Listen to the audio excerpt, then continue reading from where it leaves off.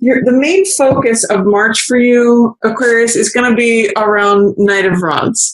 So this is the Knight of Fire, and all knights are clever, they're playful, they're romantic, they're adventurous. They have to do with balancing energies and experimenting with things. So this is the experimenter of fire. And what that means is that on the high side, he's adventurous, he's courageous, he's daring, he's not fearful of anything, he goes for it, he's active, he's passionate, enthusiastic, optimistic, all that fire energy. On the low side, that can be an excess of fire. So he sometimes goes overboard, where he leaps before he looks. He can sometimes show up as arrogant or argumentative. If you think of hot fire burning, fire can basically fuel something. Like it can be used as fuel that propels something, or it can burn something. It can be a destructive force. So when there's too much fire, which Knight of Rods can have, it shows up as Mars energy, which is argumentativeness, excuse me, being cocky or arrogant, or, just too much on the fire side. So your energy for March, Aquarius, tells me it's a good time to go out and do things, be active, be passionate, be bold, be daring, be courageous, be fiery, go for it. It just says there's just a caution of not being overly arrogant or overly daring to the point where it backfires on you, literally. So that's what's featured. It's a nice active card. It's a bold card. It's adventurous. It's saying, pursue the things you want, go for the things you want. You're not going to have too much fear holding you back. For March, not that you Aquarians are generally fearful, you generally march to the beat of your own drum anyway, Aquarius, but this is going to give you some extra fire for March, some extra boldness, some extra, just sort of like a push of energy. So use that and harness that. Just don't go overboard, is what Knight of Rods says. Page of Rods is what is in the shadow, and this is the younger form of Knight of Rods. So if you look at Knight of Rods, this is the apprentice who, through experience, grows into this guy, becomes this guy. So, and some people say in certain decks that this is the Prince of Wands and that this is the Princess of Wands. So this can be looked at as male or female, and is usually the younger version. So usually has a little bit less experience, is usually a little bit more naive. Where this represents taking action, the page represents just being open and being willing. He's sort of like, sign me up. I'm not ready to run into the challenge or the adventure yet, but I want to learn about it. I want to learn. I'm ready to start my lessons. I'm ready to take it on. So with this in the shadow position, the shadow position usually features something that is not available, that is out of view, that is inaccessible or around the corner. It's something that's being blocked or delayed. So this being a young card, I could see that there's someone who may be being left out who's younger, especially if they're a fire sign, them being Sag, Leo, or Aries. So is there a way in which a younger person is being left out of the picture? Or this could also represent your younger side. Since this is featured for you in March, Aquarius, this could be the younger side of you that you're not seeing, that you may be reacting out of a certain amount of petulancy, or you may be bringing your own youthful enthusiasm to things. You're just not aware of it, or that it's there for you to tap into and you're just not seeing it. So I'm going to encourage you to tap into that younger side of yourself. Let the younger person out. They're going to help you have more energy and openness to get the job done that the Knight is trying to do. So let them out. Look under the surface to remember what it was like to be a younger person, to be a Page of Wands. Sorry, this thing is bugging. I think I have like a little piece of hair or something on my face. Anyway, so Page of Wands is under the surface. Now, there's one more possibility for these two cards, and that is that this is someone that your month is focused around, and it could be literally a fire sign. So if you're involved with or have close proximity to a fire sign, say Aries, Leo, or Sagittarius, this could be them showing up in real life. But this is the younger side of them that is not, you're not seeing that they're motivated by the younger side of themselves. So this could be a Jack or a Knight, someone who is clever, romantic, playful, all the qualities of a Knight or a Jack. But really what's under the surface that's hidden in shadow is the fact that this is the younger version of them that is motivating things, that is sort of propelling things, again, giving energy to things. So this is their actions, but this is their motivation, or this is what's under the surface propelling this. So this could either be literally you, Aquarius. You're normally an air sign, which is represented by swords, but because this is your central card for March, I'm seeing that this could apply to you. Or it could be a fire sign person, or two different fire sign people. The focus is on the older one. The younger one is sort of off in the shadows. Or it could just be energy that's propelling the page, giving and supporting. Literally, that's usually the function of the page to the Knight. The page is usually an attendant to the Knight who learns from the Knight. So this is energy that's fueling this confidence and this boldness. There's something under the surface that is allowing you to show up as Knight of Wands. What's passing away is Three of Cups in reverse. So if you have been getting any flack from your social scene, if there's been anyone naysaying you or speaking against you or not being unsupportive, that's going to be passing away. In the upright position, Three of Cups means celebration. It means people of who are like-minded or actually have similar hearts. That's what this Cups energy represents.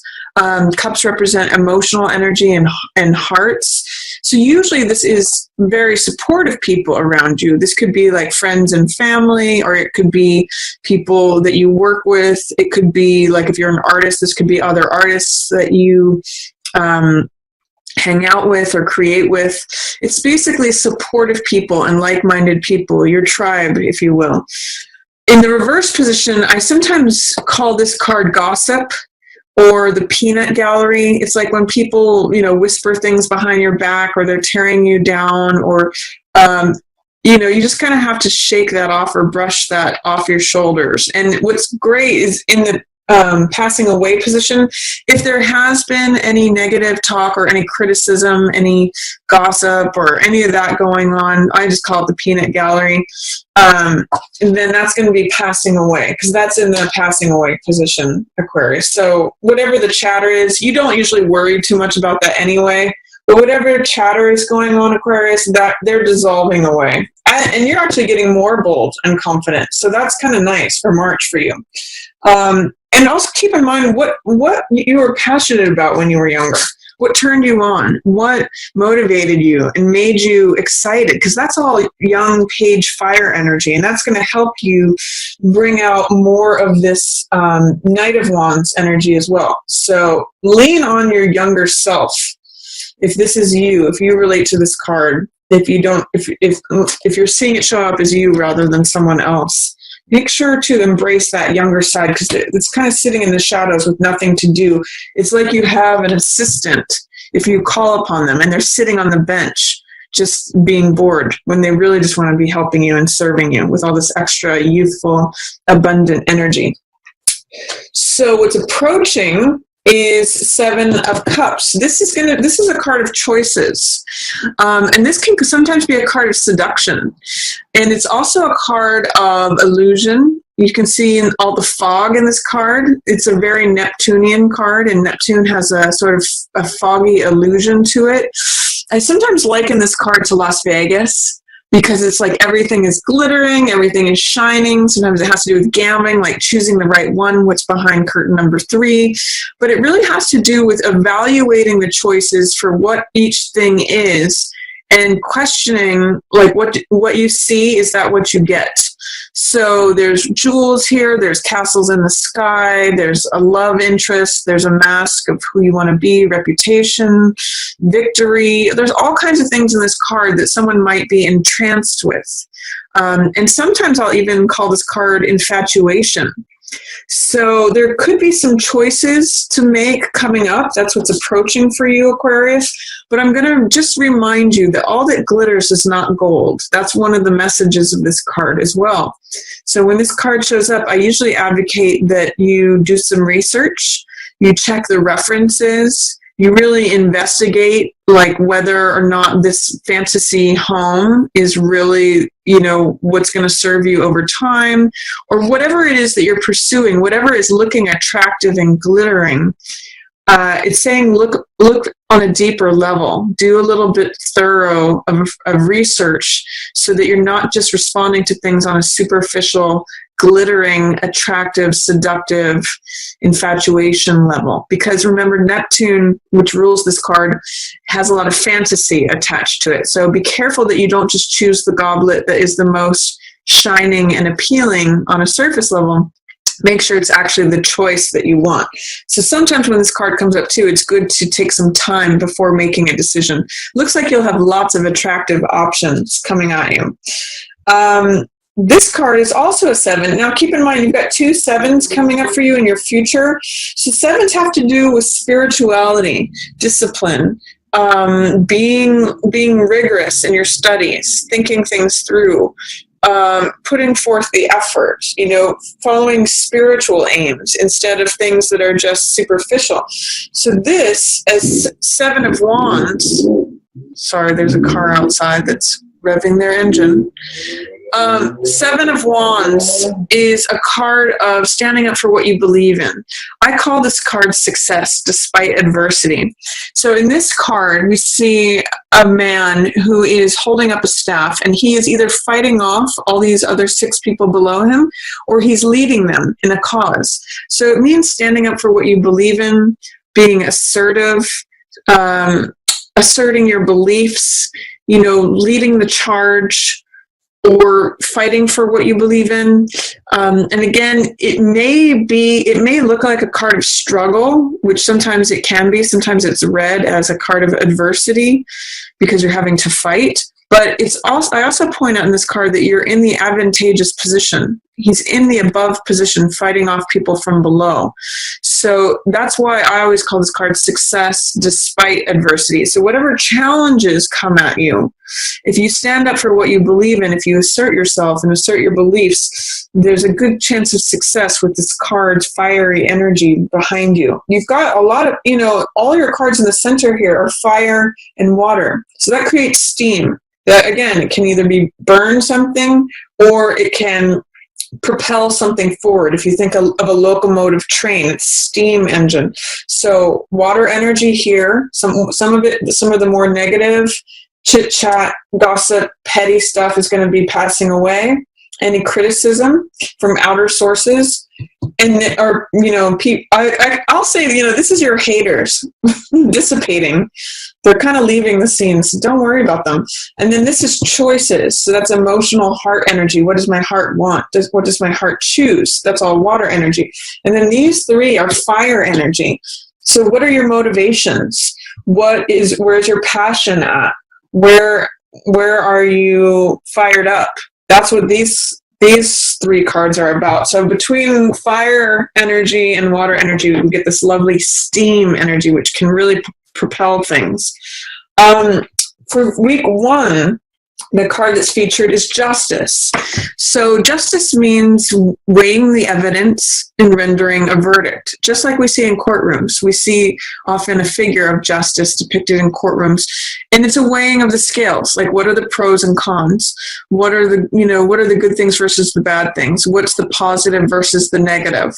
What do I know versus what do I not know about this? What are the pieces that I have in my hand versus the unknowns?